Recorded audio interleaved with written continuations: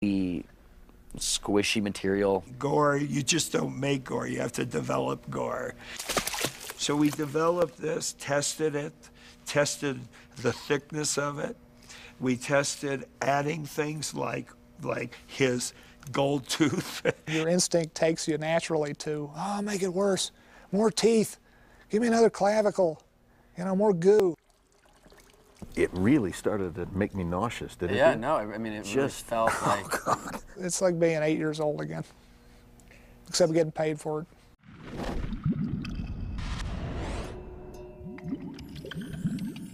For more exclusive video, go to amctv.com.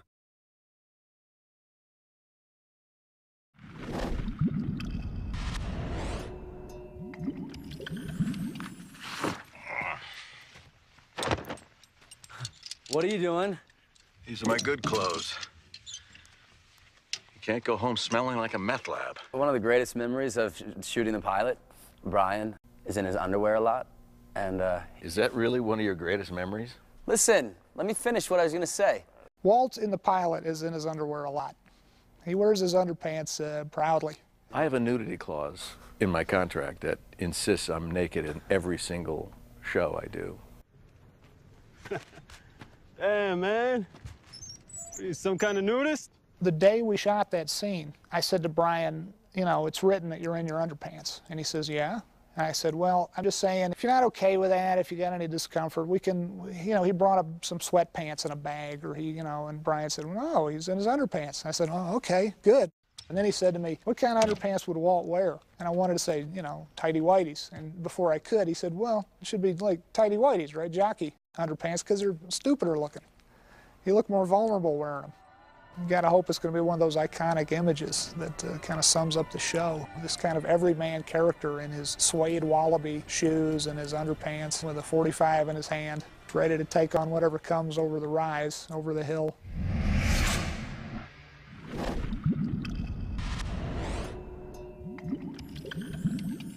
For more exclusive video, go to amctv.com.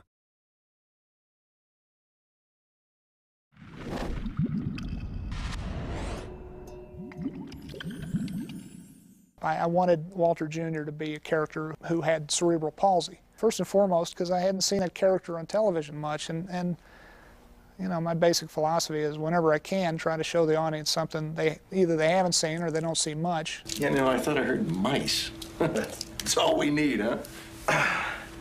So, what's up, Al? What the hell's wrong with you? Walt Jr. is a 17-year-old guy that's with a disability that's just trying to fit in. I have the same symptoms, but he has a lot more severe symptoms. Some kind of a muscle disorder that messes with your motor skills. I wanted to hire a young man who really did have that condition, and RJ does. It was pretty important that they hired an actor with CP, because if they didn't and the actor comes in and they don't really know much about it, they'll try to overact it and mess it up. He's a really great kid. He's smart, he's sharp. I forget all the time that he's as young as he is. He's very bright, very attentive, and he can improv really well. He threw out a couple lines that we weren't expecting and just went with it, and it was really nice. It was really appropriate. Those are really supposed to be in style now. The skaters wear them. Do I look like a skater? You know, it's like, wow, good. And it wasn't his line, so he threw it out. So I mean, whenever anybody can do that, it shows that they're listening and they're aware and they're able to take it to the next level. And that's who you want to work with as an actor. Maybe treatment isn't the way to go. Then why don't you just die already? Just give up and die. With this character, I want to show that any actor with a disability can pretty much do anything that they want to as long as they work hard at it. I just adore him. Everyone does. Once you meet him, you just can't not love him.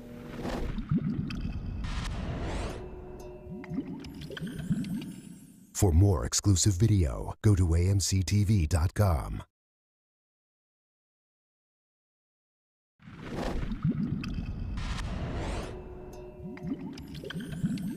I need you to focus and...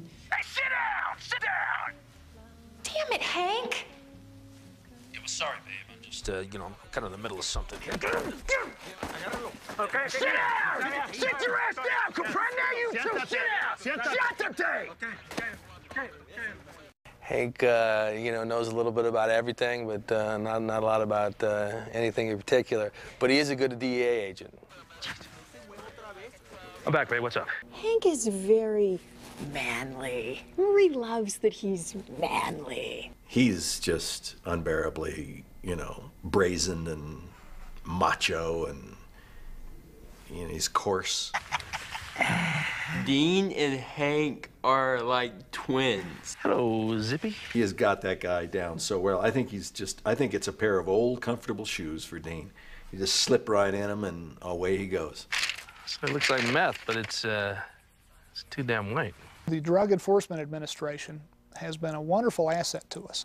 We've had their help in setting up a DEA raid on a meth lab. They had an agent here on set who made sure that every last movement that these entry agents made was the way the DEA does it in real life. We saw a lot of busting down meth house films, but we certainly saw the aftermath of the busts and what the houses looked like and what the drug paraphernalia looked like, so that we could familiarize ourselves with the terms and all that stuff, so we don't look like morons when we're doing it. Anytime and every time we can make something as real as possible, I'm all for it. It's great playing a DEA agent, yeah. I like to take it home at night, you know. Buzz people on the way home, you know, it's great.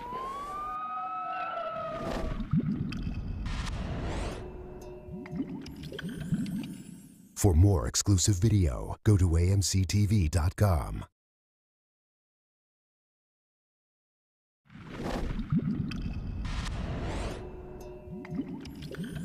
Chemistry is the study of matter. When I first came up with the idea for Breaking Bad, what I really knew I wanted to do was create a character who was a perfectly nice, decent, likable guy who, through forces that he feels like are beyond his control, is forced to do something really reprehensible. One of the worst things I could think of that he could do would be to cook crystal meth. Methamphetamine is a very potent drug. It just wreaks havoc. You know the business, and I know the chemistry. You want to cook crystal meth? That's right. We had the DEA consultants throughout the pilot, which were extremely helpful to us, really wonderful guys that help us set up our labs. We had people from the street even to set up their version. The chemists of the DEA have to actually know how to cook meth in order to deconstruct it and verify that it is indeed meth. We had a DEA chemist help us on the day we shot the meth lab cooking sequence. He cooked a batch for us and videotaped it and showed us the process in time-lapse on his laptop computer. And every step of the way, we'd say, how's this look? And he'd say, let me a little more pink. And we'd mix it up a little pinker. Dennis Peterson, our special effects guy, would say, let me mix up some cola and some chocolate milk, and, you know, this will give us this step of the process, and we'll have it foam up. You know, we'll put some carbon dioxide in it. And our chemist would say, yeah, exactly, good job. That's how that looks.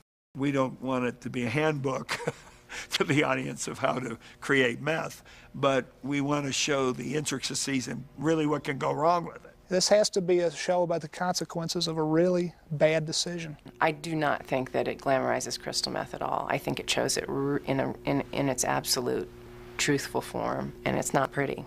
The long term is that this is an evil, awful drug, crystal meth, and it creates a tremendous amount of damage to society.